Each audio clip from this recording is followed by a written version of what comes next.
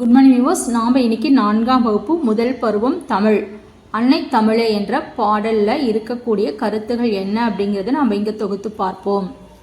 அன்னை தமிழே இது எழுதியவர் ஆசிரியர் நா. காமராசன்.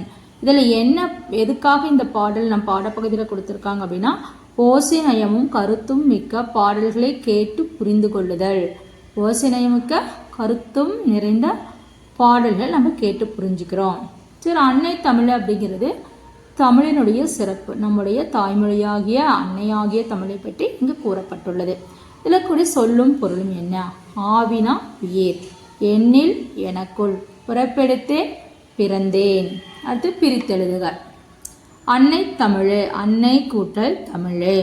பிறப்பெடுத்தேன், பிறப்பு கூட்டல் எடுத்தேன். உனது புகழ், உனது கூட்டல் புகழ். அடுத்து மொழியின் பெயரையே நம்முடைய பெயராகவும் பயன்படுத்த முடியும் அப்படிங்கிறதுக்கு ஒரு சில எடுத்துக்காட்டுகள் நம் பாடப்பகுதியில் கொடுத்துருக்காங்க. தமிழ்ச்செல்வி, தமிழினி, தமிழரசன், தமிழன்பன். அதாவது தமிழை பெயராக கொண்டு வைத்தல். அடுத்தது இந்த பாடலில் கொடுத்தக்கூடிய ஒரு கருத்து, சொல்லில் விளையாட சொல்லி தந்தவள் யாருன்னா அன்னை தமிழ். இதில் வரக்கூடிய இலக்கணம். இலக்கணம் அப்படின்னா நமக்கு இதில் என்னென்ன வந்திருக்குன்னா, மோனை சொற்கள், எதுகு சொற்கள், இயைபு தொடை. சரி, வாங்க ஃபஸ்ட் நம்ம மோனை சொற்கள்னா என்னன்னு பார்ப்போம். மோனை சொற்கள் அப்படிங்கிறது முதல் எழுத்து ஒன்று போல் வருதல். சொல்லுல முதல் எழுத்து ஒன்று போல் வருதல். என்னை, எண்ணில், ஏ. உன்னை, உலகில், ஊ. சொல்லில், சொல்லி, சோ. எதிக சொற்கள், சொற்களில் இரண்டாம் எழுத்து ஒன்று போல் வருதல். என்னை, இன், எண்ணில், இன். சொல்லில், இல், சொல்லி, இல். இயைபுத்தொடை. இயைபுத்தொடை அப்படின்னா என்னென்னா, பாடலில் இறுதி சொல் ஒத்த ஓசையுடன் வருதல். இப்போ கலந்தவளே, வளர்ப்பவளே, வளர்பவளே, தந்தவளே அப்படின்னு சொல்லிட்டு நமக்கு பாடப்பகுதியில் கொடுத்துருக்காங்க.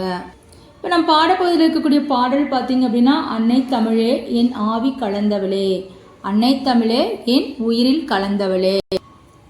அன்னை தமிழே என் ஆவி கலந்தவளே அப்படின்னா, அன்னை ஆகிய தமிழே, தாயாகிய தமிழே என் உயிரில் கலந்தவளே. என்னை வளர்ப்பவளே, என்னை வளர்ப்பவள், எண்ணில் வளர்பவளே, எனக்குள்ளேயே வளர்பவள். அதாவது நாம் தாய்மொழியை பயன்படுத்த அதனால் வளர்ந்துட்டே இருக்கும். எண்ணில் வளர்பவளே, உன்னை புகழ்வதற்காகவே உலகில் பிறப்பெடுத்தேன், உன்னை புகழ்ந்து பாடுவதற்காகவே நான் இந்த உலகில் பிறப்பெடுத்தேன். சொல்லில் விளையாட சொல்லி தந்தவளே, சொல்லில் விளையாடுவதற்கு இதான் சொல்லி தந்த. சொல்லில் உனது புகழ் சொல்ல முடியலையே. நான் காமராசன். அதான் சொல்லில் விளையாடுவதற்கு இதான் சொல்லி தந்தான், அந்த சொல்லை வச்சே உன்னை புகழ்வதற்கு ஏற்ற சொல் அங்கு இல்லையே என்று இங்கு நா. காமராசன் அவர்கள் ஆசிரியர் குறிப்பிடுகிறார். இப்போ சொன்ன அனைத்தும் நமக்கு அன்னை தமிழ் அப்படிங்கிற பாடப்பகுதியில் கொடுத்துருக்காங்க. அடுத்தது இங்கே தமிழக அரசு சின்னங்கள் என்னென்ன அப்படிங்கிறத சொல்லியிருக்காங்க. சின்னம் திருவில்லிபுத்தூர் கோவில் கோபுரம். ஸ்ரீங்கிறதா இங்கே திருவில்லிபுத்தூர் கோவில் கோபுரம். இப்போ சின்னம் தமிழ்நாட்டுடைய சின்னம் திருவில்லிபுத்தூர் கோவில் கோபுரம். பறவை மரகத புறா, பாடல் தமிழ்த்தாய் வாழ்த்து, மலர் செங்காந்தல், நடனம் பரதநாட்டியம், மரம் பனை மரம், விலங்கு வரையாடு, விளையாட்டு கபடி. இதெல்லாம் தமிழ்நாட்டு அரசினுடைய சின்னங்கள். அடுத்தது பிரித்தெழுதுக. இங்கே கொடுத்துருக்க ஒரு சில சொற்கள். ஓலைச்சுவடி, ஓலை கூட்டல் சுவடி.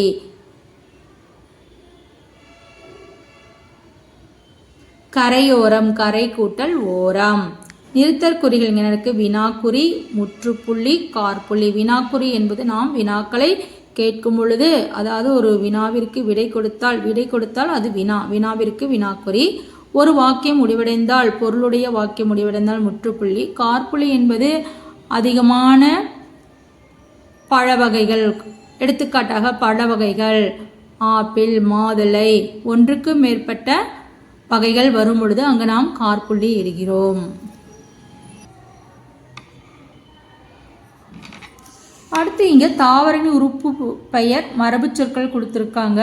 மா, பலா, வாழையை நம்ம இலைன்னு சொல்லுவோம். ஈச்சம், தென்னை, பனையை ஓலைன்னு சொல்லுவோம். பனை ஓலைன்னு நம்ம சொல்லுவோம். ஆனால் தென்னை ஓலை சொல்ல பனை ஓலைன்னு சொல்லுவோம். வாழை இலை, பலா இலை, மா இலை, அதனுடைய மரத்தினுடைய இதெல்லாம் இலை அப்படின்னு நம்ம சொல்லுவோம். இதெல்லாம் ஓலைன்னு சொல்லுவோம். கம்பு, கேழ்வரகு, சோளம் அது தட்டை, கம்மந்தட்டு, சோளந்தட்டு அப்படி சொல்லுவோம். நெல், புல், திணைய தாள் சொல்லுவோம். அவரை, கத்தரி, முருங்கை, வெள்ளரிய பிஞ்சு சொல்லுவோம். அவரை பிஞ்சு, வெள்ளரி பிஞ்சு அப்படின்னு நம்ம சொல்லுவோம்.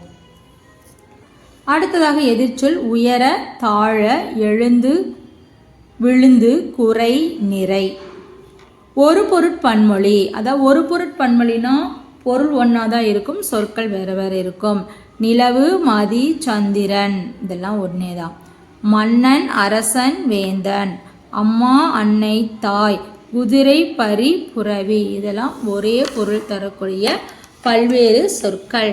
இப்போ அன்னை தமிழ, அன்னை கூட்டல் தமிழே. பிறப்பெடுத்தேன், பிறப்பு கூட்டல் எடுத்தேன்.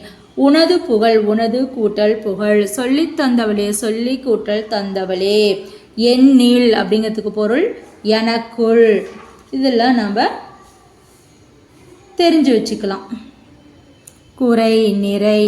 அப்போ இந்த நமக்கு அன்னை தமிழில் இருக்கக்கூடிய பாடக்கருத்துகள் இவ்வளோதான். நம்ம இதை படித்தாவே அந்த பாடப்பகுதியை படித்ததற்கு சமமாக இருக்கும்.